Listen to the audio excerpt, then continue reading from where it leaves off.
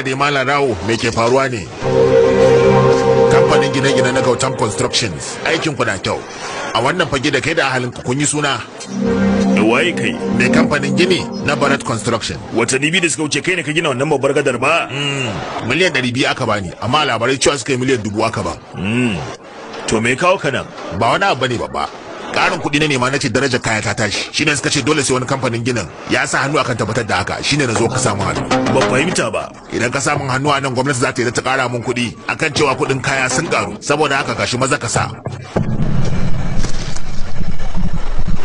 Ya daga kai saurin sa hannun ko gandama baka yi ba. Gashi ko bindiga ban turo ba ma. Kai ka ɗauka zai saurin sa hannun haka? Ina ko da wasayin labai. Jidan. Saurin sa hannuna kada ya rude ka don ya hau kan takarda cikin sauki. Haka ne, to gogewa zai yi kafin da kai. Ba goguwa zai daga kan takardar ba. Kai wanne ba za ka yi ba. Wace takardar za ka yi?